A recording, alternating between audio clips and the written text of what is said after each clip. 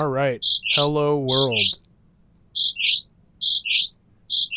And that's the spectral version of hello world. In this video, I will be walking through resynesthiz, which is a Max for Live instrument device that allows you to drop an image into the device and then synthesize an audio spectrum that is isomorphic to that image. And then you can additionally make drastic changes to the spectral content and improvise with it, live code it, and do all sorts of interesting, fun spectral transformations.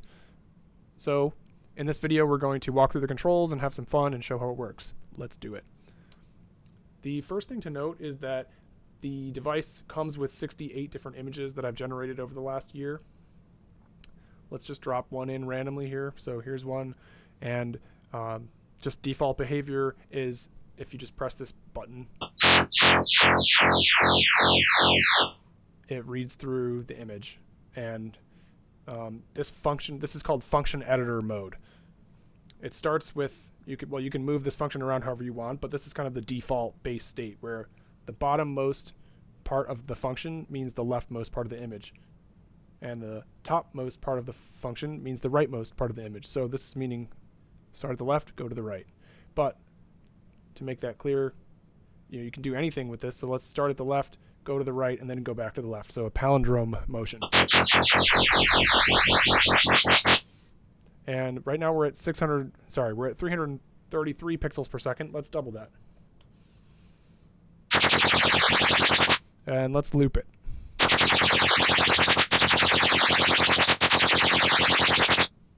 Sweet. So just to go over a little bit more about like function editor mode, you can add points this way. You can delete points with a shift click, and you can change the rate like I demonstrated. These smooth controls allow you to sort of give more of a curvature to the motion when it's moving up or downward independently. And these are also engaged in the other mode, which is called manual mode. So in manual mode, you will see that if I turn this on and then move this up, I can kind of read through the information in the image manually however I want. So you can imagine like just encoding, using that with some sort of MIDI encoder, or using it with another live coding digital audio workstation or something to create interesting sequences that way. And I don't know, let's try it. Why not? Let's add a LFO. And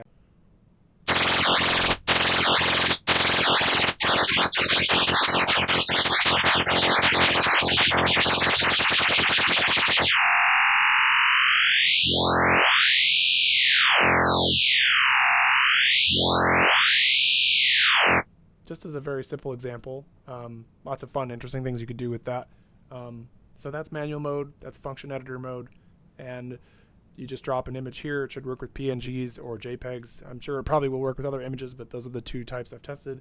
Then the rest of the device is for doing changes to the spectrum, like manipulating the audio frequencies. And the first thing to note about that is that the way this works is whatever image you drop in, it creates a 1000 pixel high version of that. So it either upscales the image or downscales it so that's exactly 1000 pixels high. And then it maps that onto 1000 sine waves. And when the exponent dial is at 1, that means that there is even space between the lowest frequency, which is 20 hertz, and the highest frequency, which is 22,050 hertz.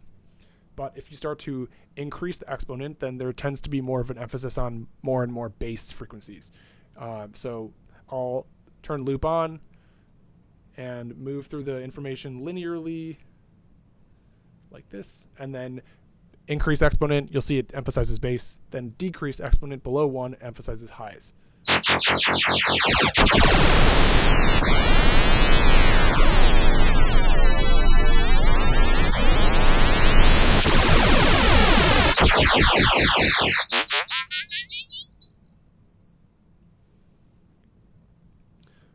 Yep, so you can imagine an LFO on that is also really fun. Then the spread coefficient, it essentially creates more or less space between each of the frequencies. So you'll see how that sounds. Let's loop it, sorry.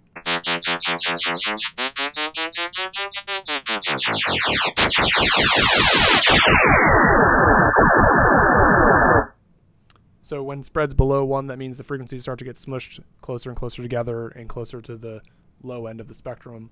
And if you spread it out, then it pushes them further and further apart. Some of them actually go above the Nyquist frequency and you don't hear them anymore. So it just kind of creates interesting transformations. Then there's a global pitch control, which allows you to change add an offset to every single sine wave. So let's loop it again.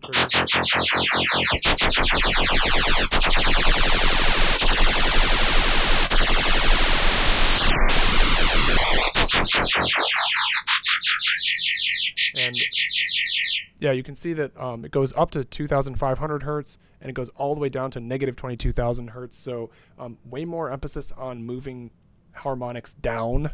I found that really like pushing them upwards doesn't do much musically because you end up with just harmonics that are like so high that they hurt your ears.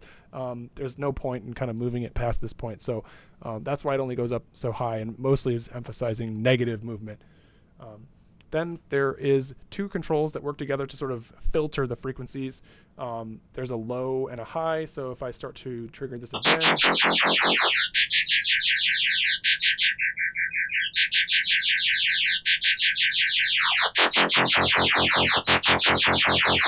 you can see they kind of work together like a bandpass filter where they just say, okay, only allow the sine waves through that are basically higher than the lowest frequency that I've specified and lower than the highest frequency that I've specified. So allows you to just give some more tone sculpting to what you're doing.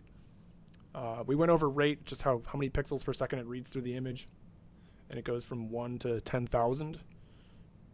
Then there's a threshold control. Let's go back to 666 because I liked how that sounded. There's a threshold control which essentially allows you to only select pixels that are of a certain brightness, and it can either be for emphasizing like pixels that are bright, or it could be for selecting only pixels that are kind of darker. So there's two different modes. There's the greater than mode and then there's less than mode. So I don't know if this particular image is like, I'm just going to look at it. It looks like it's mostly just white. So I don't know how well this one will work. Let's pick something that has like more gray in it. All right, so new image, and I'm going to move threshold around to sort of demonstrate the different ways you can transform the spectrum by gating brightness. You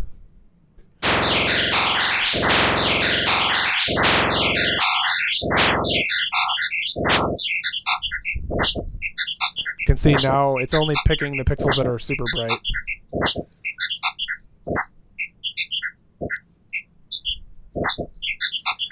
Then let's switch to the lower mode.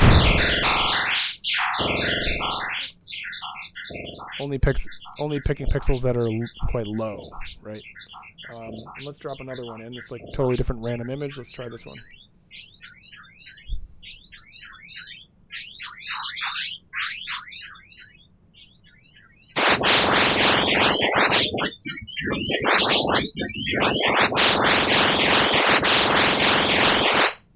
Yeah, so just lots of ways to like move through the information.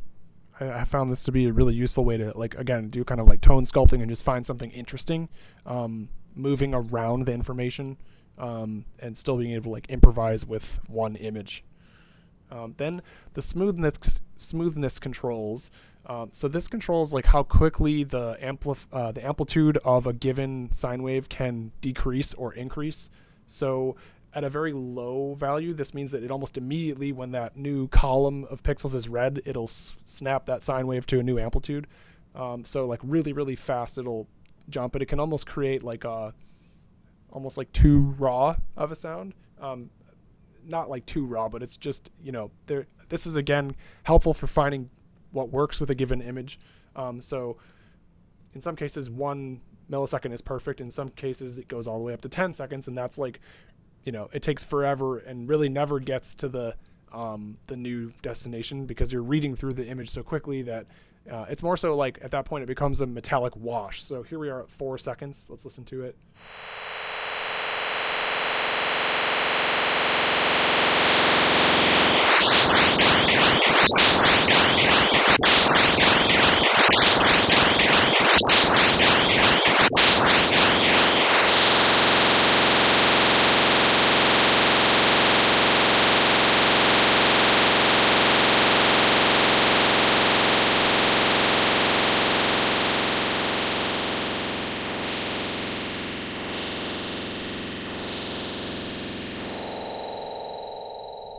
I'm going to play some MIDI notes here.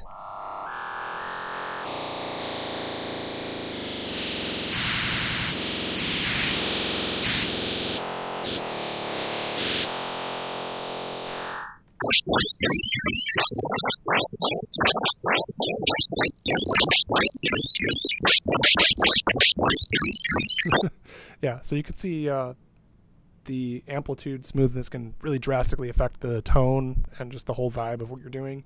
The same is true for frequency smoothing. So anytime you move the exponent, the spread, or the pitch, because that's actually affecting the frequency distribution, that this control kind of slows down how quickly the oscillator at that particular index can move to its new frequency.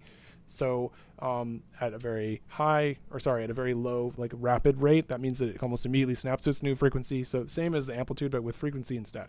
And that means that anytime you change these values, you can kind of produce, just interesting things. So for example, at 30 milliseconds, it's kind of like good for, I found, like percussive kick drums almost.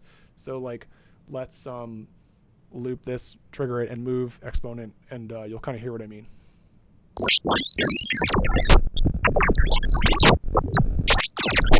But if I move frequency to a higher value and try again,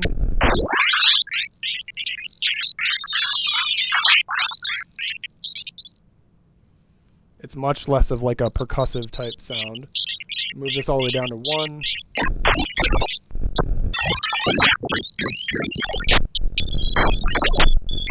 Let's move this like way up to like 7 seconds.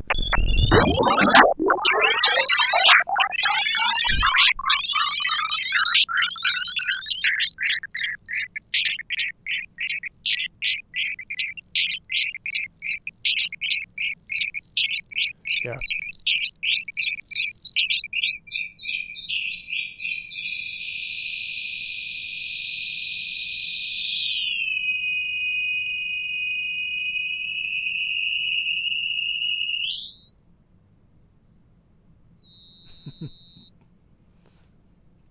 Okay.